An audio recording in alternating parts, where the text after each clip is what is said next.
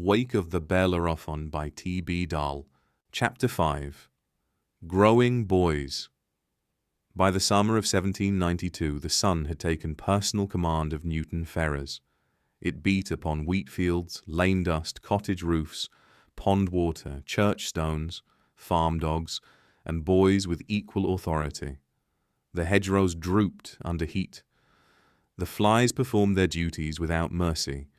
Even the crows had retreated to the shade, where they sat with open beaks, and the air of retired judges disappointed by the younger generation. In the field behind Greystone House, Thomas Oxenham ran barefoot across the dry earth, with William Rowe close behind him. Thomas was 10 years old now, longer in the leg, narrow in the shoulder, and built mostly of bone, will, and questions. His skin had browned in the sun.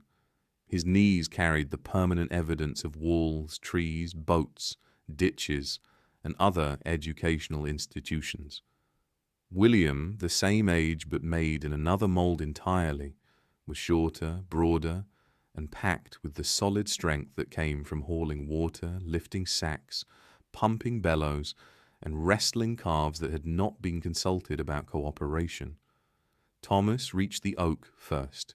He struck the trunk with one hand and collapsed beneath it, laughing without breath. William arrived 3 strides later and dropped beside him with a grunt. "You are still too skinny," William panted. Thomas stretched one long leg and inspected it, as if surprised by the accusation. "I am not skinny." "Fast as a hare," William allowed. "But skinny." "You are built like one of your father's barrels," Thomas said, "twice as round and half as tall."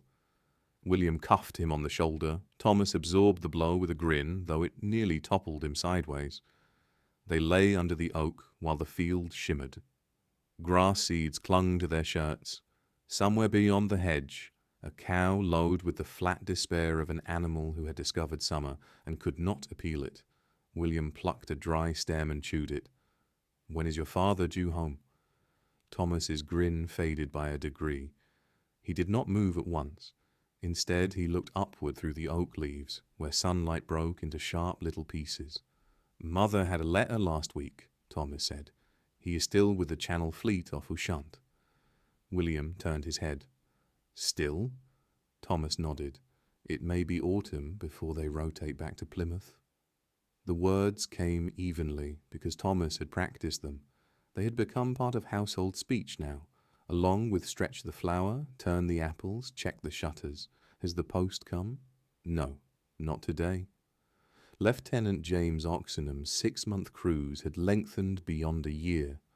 France had changed its government, its language, its flags, its loyalties, and several heads of state with an enthusiasm that made British newspapers tremble.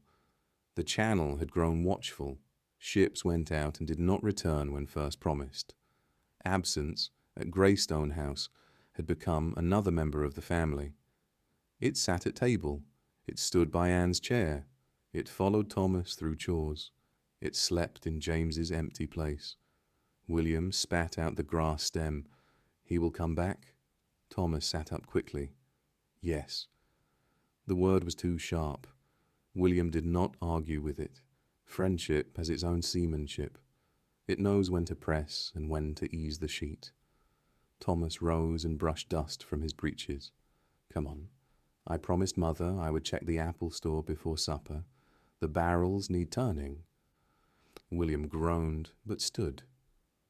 The apple store was a small stone outbuilding behind Greystone House, cool even in summer, with a thick door, a smell of fruit, straw, damp stone, and slow winter waiting in the dark.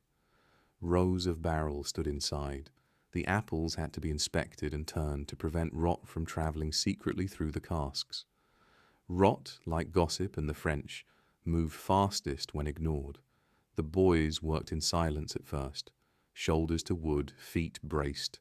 Roll the cask a quarter turn. Listen for shifting apples. Check the straw.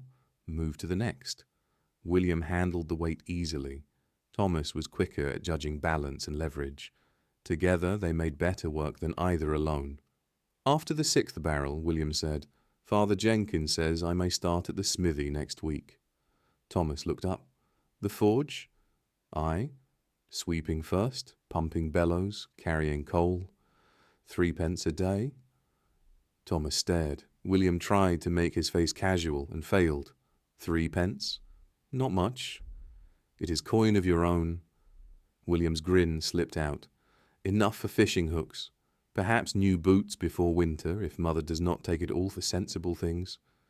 Sensible things are the ruin of money, Thomas said. William nodded gravely. Come along sometimes, William said. If your mother allows. Jenkins might let you watch. Thomas's mood brightened despite himself. The forge had always seemed to him a place where the ordinary world admitted its secret workings. Iron entered stubborn and black. It came out glowing, soft, obedient for a moment beneath hammer and hand. Then it cooled into hinges, shoes, nails, hooks, bands, tools, locks, bits, buckles, and all the small iron bones by which farms and ships held themselves together.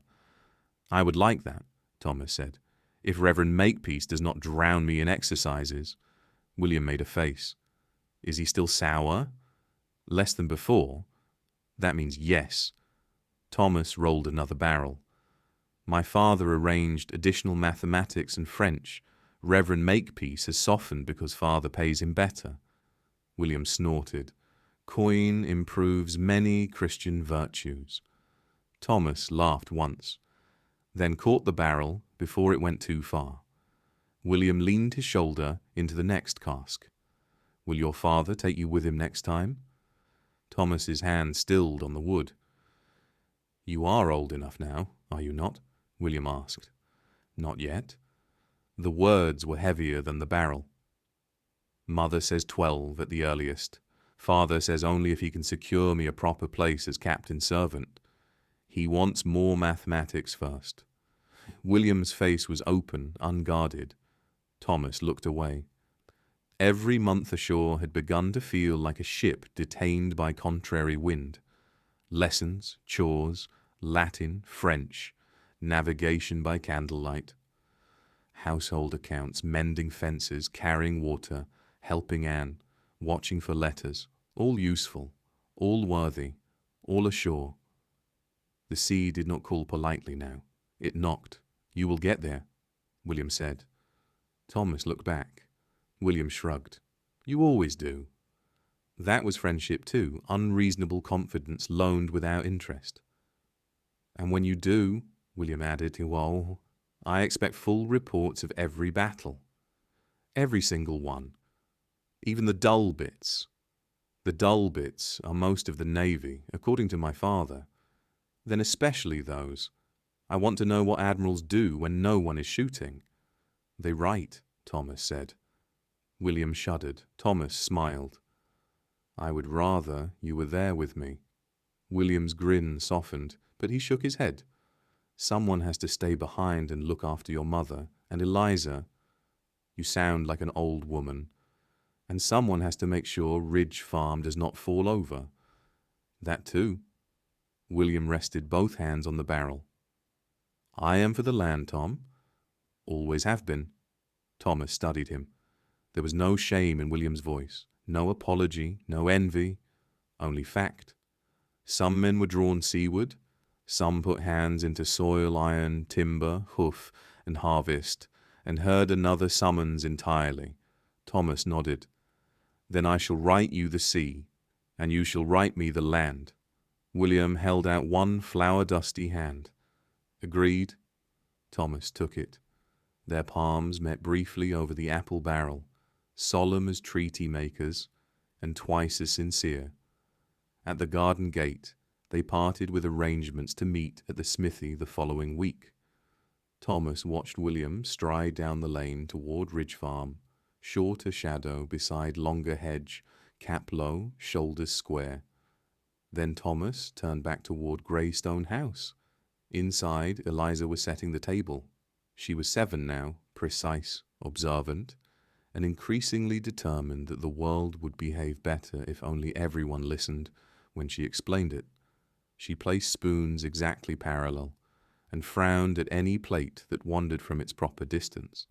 Anne Oxenham stood at the hearth stirring pottage. Her sleeves were rolled. Her face was calm. The calm did not deceive Thomas as much as it once had. "Barrels turned?" Anne asked, without looking up. "Yes, mother."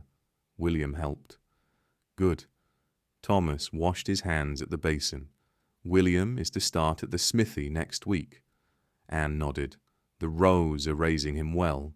A trade is no small thing." Eliza looked up from the table. "Will he make horseshoes?" "Not at first," Thomas said. "He will sweep and pump bellows." Eliza considered this. "That is not as grand." "It is how one begins." Eliza straightened a spoon. "I began with E." Anne gave the pottage a final stir. "You may go with him occasionally," Anne said to Thomas, "if your studies permit. Your father would approve of your seeing honest work done." Thomas did not mention that he and William had already arranged precisely that. He had learned that permission granted after the fact was more secure if the fact remained modest. Later, after supper, after Eliza had been tucked in, after the house had settled into its evening noises, Thomas sat beside Anne near the hearth. She mended one of his shirts. Her needle flashed in firelight, in and out, repairing the damage caused by hedges, climbing, growth, and the general violence by which boys become larger boys. Thomas stared into the fire. Anne said without looking up, "I miss him too." Thomas's fingers tightened around the arm of his chair. The fire snapped. Anne drew the thread through linen. "He is doing important work," she said. "The French situation grows more complicated by the month." Thomas watched a coal collapse inward. "Do you think there will be war?" Anne's needle paused, only for a moment. "I pray not." That was not an answer. Thomas knew it. Anne resumed sewing. "Your father believes it may be only a matter of time. The revolution has changed France, and not for the better." Thomas looked at her. "In what way?" Anne set the shirt in her lap. "In too many ways for one evening. Men speak of liberty while sharpening knives. Kings are judged by crowds. Churches are stripped. Nobles flee. Neighbors denounce neighbors. Some of it began with hunger, some with injustice, some with men discovering that righteousness is a useful cloak when one has blood on one's cuffs." Thomas sat very still. Anne seemed to hear what she had said and folded the shirt carefully. "Your father sent something for you." She reached to the side table and took up a folded letter. "I was saving it until after prayers. Perhaps now is better." Thomas took it quickly. The seal was cracked.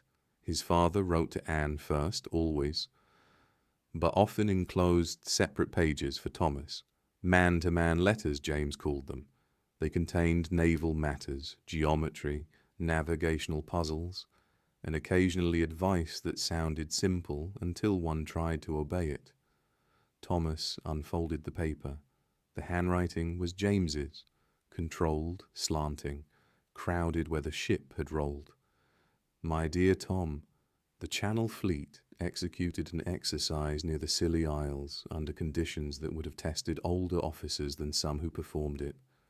Imagine the line of battle standing southwest under topsails, wind west-northwest, moderate sea, visibility poor in intermittent rain. The admiral signaled to wear in succession, preserving station while avoiding a shoal hazard to leeward. I have sketched the principal positions below. Work the problem. Tell me where the third ship should begin her turn if she is not to foul the fourth." Thomas bent over the sketch. Ships reduced to ink marks, wind arrow, shoal, line of battle, distance, timing. A small world of danger made neat on paper. At the bottom his father had written more. "I have spoken to Captain Hammond of HMS Arethusa regarding your future prospects. He remembers me from our West Indies service. and has expressed interest in taking on a promising young gentleman when the time comes. Continue diligently with French and mathematics. A naval officer must be as sharp in mind as with sword or pistol. The sea forgives ignorance less often than courage imagines. Your loving father, J. Oxenham. Thomas read the final paragraph twice, then a third time. The room seemed suddenly too small for him. Captain Hammond, H.M.S. Arethusa. A frigate. Not a story now. Not a someday made of smoke and apples and bedtime tales. A name, a ship, a possible place. Anne watched him carefully. He's planning ahead for you. Thomas folded the letter with exaggerated care because his hands had begun to shake. I will not disappoint him, Thomas said. Anne's eyes softened. Nor you, Thomas added quickly. Anne reached out and smoothed his unruly hair. For once, he did not duck away. I know, Anne said. Then she withdrew her hand and picked up the shirt again. To bed. Morning comes early, and cows remain stubbornly opposed to milking themselves. Thomas rose. At the doorway he looked back.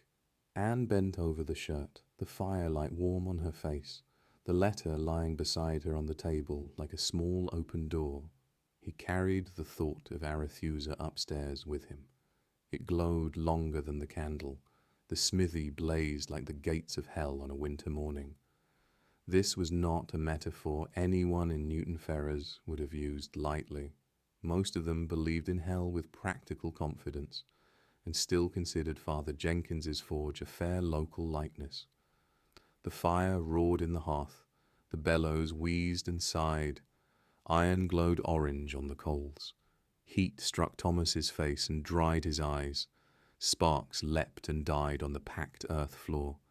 The air smelled of coal smoke, hot metal, scorched hoof, leather, sweat, and the blacksmith's pipe, which had not improved any of them. Father Jenkins stood at the anvil with a hammer in one hand and tongs in the other. He was a taciturn man with arms like oak branches, a beard burned short in places by sparks, and the slow patience of one accustomed to iron, horses, and customers. He did not speak when striking would do. William worked the bellows. His face was red from heat and effort. His shoulders had broadened since summer. He pumped with a steady rhythm, eyes on the fire, waiting for Jenkins's grunt or nod. Thomas stood well back, as instructed. He had been visiting for several months now, whenever studies and household duties allowed. Jenkins permitted him to watch on the condition that Thomas not touch what he was not told to touch, not stand where he was not told to stand, and not ask questions while iron was under the hammer. Jenkins valued silence nearly as much as money, and made better use of both than Reverend Makepeace. The hammer fell, clang, clang, clang. Each blow flattened the glowing bar by a fraction. Iron protested, then yielded. Thomas watched, fascinated. This was different from Latin. Latin yielded only after sulking. Iron at least had the honesty to glow when ready. Water, Jenkins grunted. William seized the bucket and brought it. Jenkins plunged the hinge into the water. Steam burst upward with a hiss. Thomas blinked against the sting. The orange vanished into dull grey. There, Jenkins said. Gate hinge for Miller's lower field. He laid it aside and wiped his forehead with the back of one huge wrist. Young's mare at noon? William glanced at Thomas. The chestnut? Aye. The one that kicked through the stall door at Harvest Fair? Jenkins's mouth tightened. Same beast. The forge seemed to listen. Even the fire lowered its roar by a respectful half-inch. Jenkins gathered tools. Took 2 men last time. One to hold her, one to avoid dying. They managed the first badly, and the second by luck. He looked at Thomas. They say you've a way with animals, Oxenham. Thomas straightened. Jenkins had rarely addressed him, except to say, move. Mind that, or do you want to lose a finger? I could try, sir. You may try not to be killed, Jenkins said. That is always a useful beginning. At noon, the smith's yard filled with disorder. Farmer Young arrived first, red-faced and irritated. Behind him came a stable boy, leading a chestnut mare who had no intention of entering the yard in any civilized manner. The mare danced sideways, nostrils flared, eyes rolling white. Her coat shone with sweat, her ears flattened against her skull.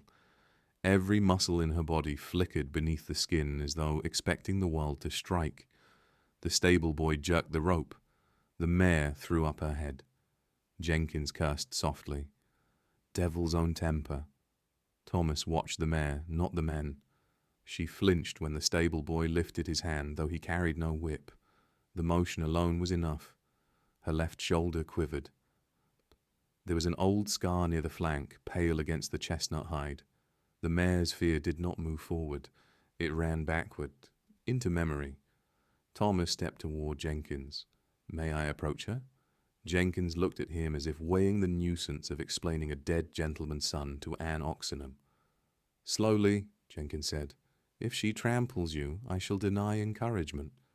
Thomas walked into the yard. He made his shoulders loose, his hands open, his eyes steady but not hard. The mare saw him at once. Her head jerked. Thomas stopped several paces away. "Easy," Thomas said. The stable boy snorted. "She ain't easy." Thomas did not look at him. "No one is hurting you today," Thomas told the mare. The mare's nostrils widened. Thomas began to hum. It was a low, simple tune Anne used in the dairy during thunderstorms, when the cows shifted and rolled their eyes and decided that thunder was probably a personal matter. Thomas had heard it all his life. It had no words.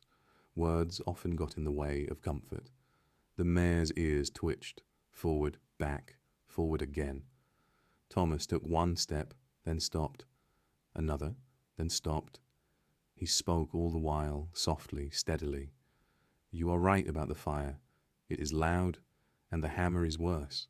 Sensible creature to dislike noise. But it will be done quickly, and then you may go home and frighten fools at your leisure." Farmer Young muttered at the gate. "She's never listened so polite to me." Jenkins said, "You mostly shout." Thomas came within reach. He lifted one hand, palm flat. The mare stretched her neck. For one long breath, nothing moved. Then she touched his fingers with her muzzle. Warm breath dampened his skin. Thomas let her smell him. No rush, no grab, no triumph. Animals disliked triumph in humans. It usually meant something unpleasant had been planned. "There," Thomas murmured. "You see?" The mare blew softly. Thomas placed one hand against her neck. The muscle jumped beneath his palm, then settled. The stable boy slackened the rope without meaning to. Thomas walked beside the mare toward the smithy. He did not pull, he did not command. He asked step by step until the mare followed him to the hitching post, as if the idea had been hers all along. William watched with his mouth slightly open. Jenkins took up his tools. "Hold her steady." Thomas stood at the mare's head. One hand held the bridle lightly. The other stroked the white blaze between her eyes. He kept talking. No one heard all of it. Some words were for the mare, some were for himself. Jenkins lifted the first hoof. The mare flinched. Thomas touched her cheek. "Yes, I know. But see? He has it. Nothing broken. Nothing cruel." Jenkins worked quickly. Trim, fit, nail, hammer, clinch. Each strike made the mare tremble, but she did not rear. She did not kick. Her breath gusted against Thomas's sleeve. Once she shoved her head hard against his chest, and Thomas staggered but kept his hand on her neck. "Nearly," he whispered. "Nearly." The final nail went home. Jenkins stepped back. The yard exhaled. Farmer Young removed his hat.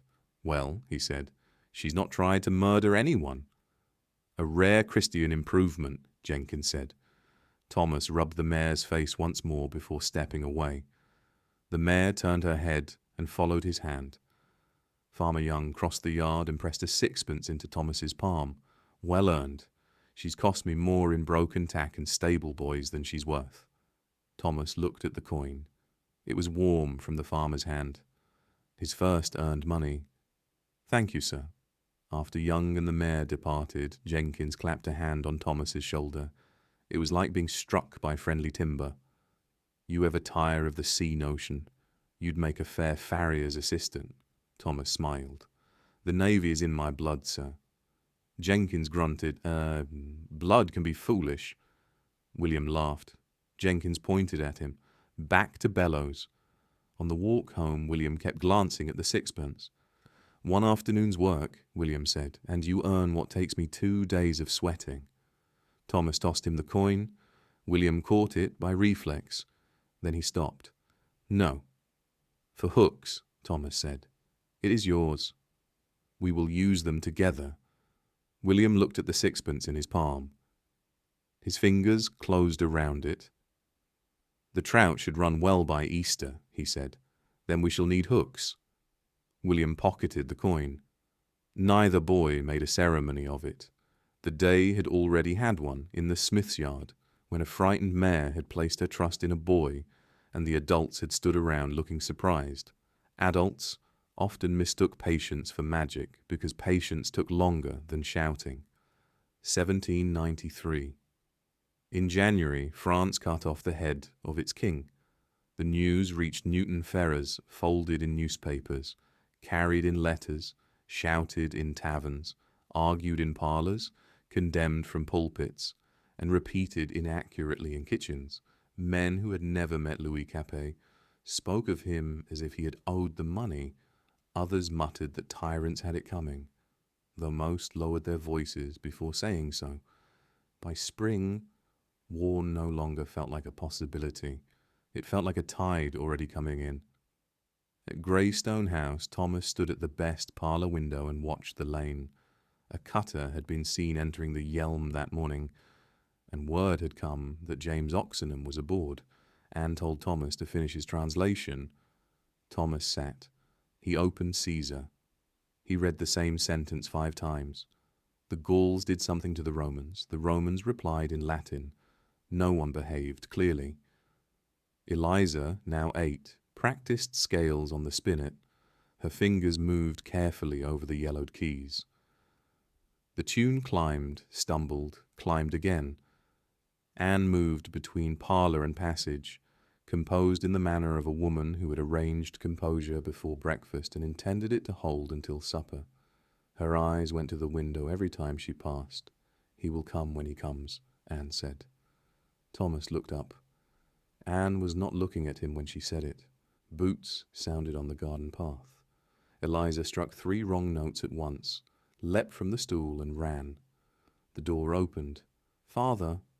James Oxenham stood framed in the doorway with his sea chest at his feet. His uniform coat was worn hard at cuffs and seams. Salt had marked the cloth.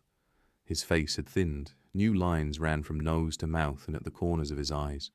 He smelled of tar, cold air, bilge, tobacco, wet wool, and distance. Then he smiled. The house changed. Eliza flung herself into him.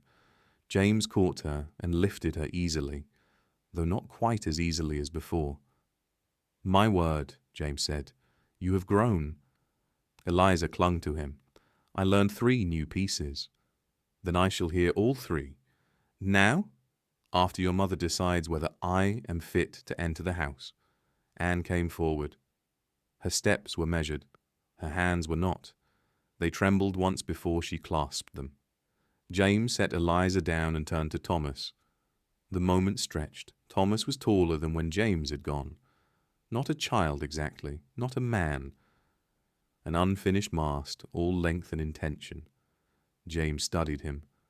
"Thomas, welcome home, father." James crossed the remaining distance and embraced him hard. Thomas held on.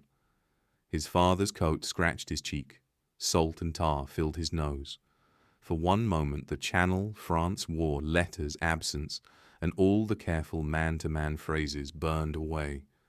There was only the solid fact of James's arms and the pressure of his hand between Thomas's shoulder blades. When they drew apart, James blinked twice. Thomas looked down at the floor. Anne reached them last. James took her hands and kissed her on both cheeks, formally, because the children watched. Then he drew her closer, less formally, because the children were not fools. "You are home earlier than your letter said," Anne murmured. The situation changed. James's face altered by a fraction. Thomas saw it. The sea had come home with him, but not all of it had stayed outside. That evening, after roast chicken, stored apples, bread, cheese, and a brandy Anne had saved for James's return, the family gathered by the hearth. The fire burned steady. Eliza sat close to Anne. Thomas sat forward, elbows near his knees. James held the brandy glass, but did not drink much. "You have read of Toulon," James said. Thomas nodded. "The papers said the Royalists surrendered the port to Admiral Hood. The fleet occupied it." "Not surrendered precisely," James said. "Invited, pleaded, negotiated, panicked.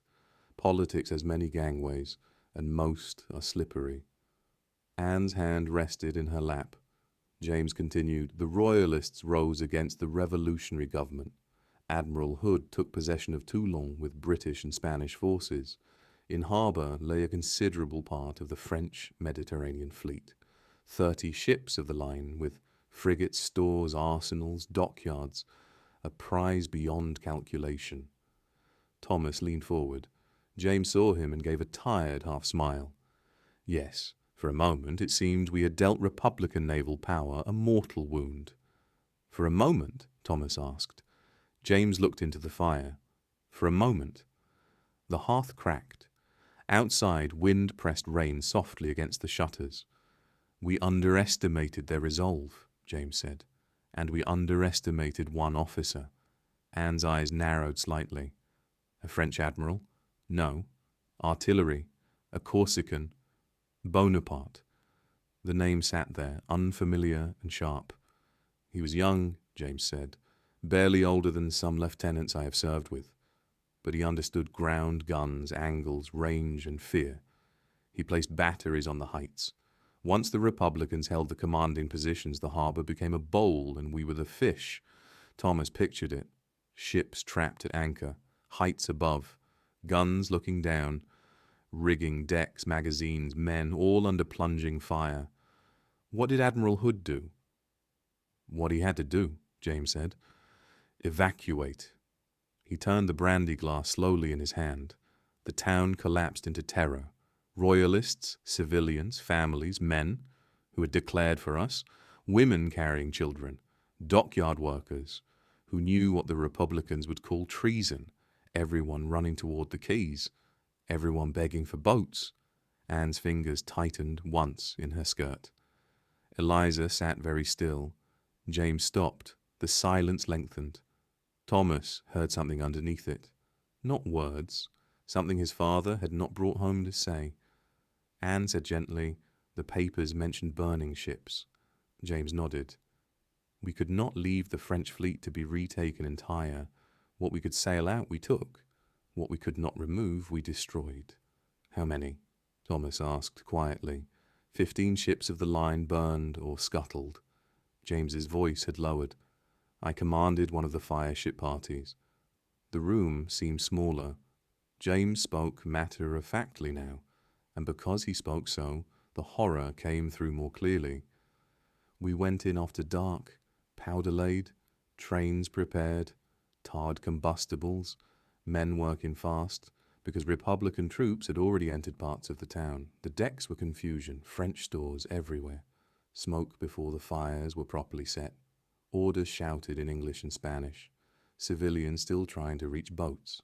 Some of our men cutting cables, some firing warehouses. Sparks over the water like swarming insects." Thomas did not move. James's thumb rubbed the rim of the glass. "A ship of the line does not burn like a house," James said. "She burns like a city that has learned to float." Eliza made a small sound. Anne touched her shoulder. James looked at his daughter and seemed to return from somewhere else. "But we brought our people out," he said. "Not all," his face said. Thomas heard that too. James took his first true drink of brandy. "And not empty-handed?" Anne looked up. A small smile moved across James's weathered face. The Admiralty declared the French ships saved from Toulon as lawful prizes. As a lieutenant involved in the operation, I received my portion. He reached into his coat and took out a leather pouch.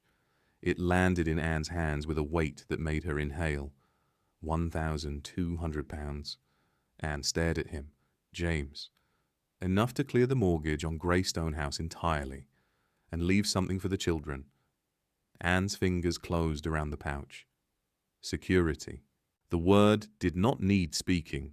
It entered the room silently and sat down beside the fire. For years, Greystone House had been sturdy, but not entirely theirs. Stone walls could look permanent, while accounts beneath them shifted like sand. Now, because ships had burned in Toulon harbour and men had run through smoke under foreign guns, a Devon house might stand free of debt. The world was always making bargains no decent person would have written down. James straightened. There is more. Thomas looked up. James's eyes had brightened, and for the first time since entering the house he looked almost young. Admiral Hood recommended several officers for promotion after the Toulon action. I have been made post-captain, effective the first of the year. Thomas sprang to his feet. Captain Oxenham! Eliza clapped both hands. Anne's face changed. Pride first, then calculation, then the quiet discipline of a naval wife measuring joy against departure. James laughed, and this time the sound was clean. Yes, Captain Oxenham. Thomas could not stand still. Your own command? My own command. What ship? Halcyon, 32 guns, a frigate. She is completing refit at Plymouth Dock. A frigate, Thomas breathed. Not a lumbering ship of the line, magnificent and terrible. A frigate, fast, independent, sharp-eyed, sent where news mattered, where prizes ran, where enemies prowled, where young officers learned everything, quickly or not at all. James saw the expression on his son's face. Yes, James said. A frigate. Then his tone shifted. And speaking of frigates, Captain Hammond of Arethusa sends his regards. Thomas went still. James reached inside his coat and withdrew a folded paper. He was impressed by the navigation problems you sent in your last letter. He has confirmed he would be pleased to take you aboard as captain's servant when you are 12. Thomas's mouth opened. No sound came. Eliza, who enjoyed being helpful, whispered, Say thank you. Thomas swallowed. Truly, father? Truly. Next summer? If all remains arranged, if war does not alter postings, if your mother agrees that you have not become a complete savage by then, if your French and mathematics continue properly, I will work. James's gaze held him. If war comes, you may see action sooner than I would wish. Thomas nodded. He understood the words in shape, not weight. Most boys do. James knew that. It showed in the way he looked at him. Anne said softly, Then we must make the most of the time before orders come. James turned to her. Yes. The fire burned down by degrees. Eliza played one of her new pieces on the spinet, missing fewer notes than anyone expected and accepting applause as her due. Anne put the leather pouch away in the locked cabinet. James spoke of Plymouth, refit, appointments, stores, coppering, masts, and the never-ending comedy of naval supply, in which Britain ruled the waves by first misplacing half the rope required to do so. Later, Thomas lay awake beneath the sloping ceiling. Through the floorboards came the low murmur of his parents' voices. He could not hear the words, only the rhythm, his father's lower tone, his mother's quieter replies. Once, a silence, then Anne's voice again. Thomas stared into the dark. Toulon harbour burned behind his eyes. Great ships aflame, masts like black bones, smoke over water, boats crowded with civilians. A young Corsican artillery officer placing guns on the heights. Captain Oxenham, Halcyon, Arethusa, Captain Servant, 12.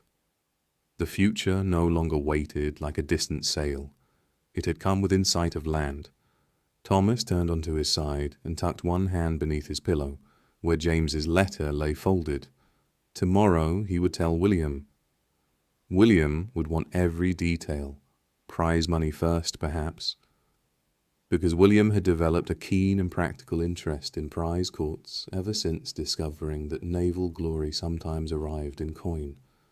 Then the frigate, then Toulon, then Captain Hammond, then the burning ships, then Bonaparte, the name like a flint in the mouth.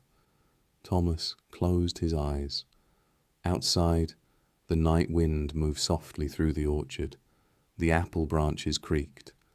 Somewhere beyond the fields, beyond the creek, beyond the safe dark of Newton Ferrers, the sea shifted under moonlight and war.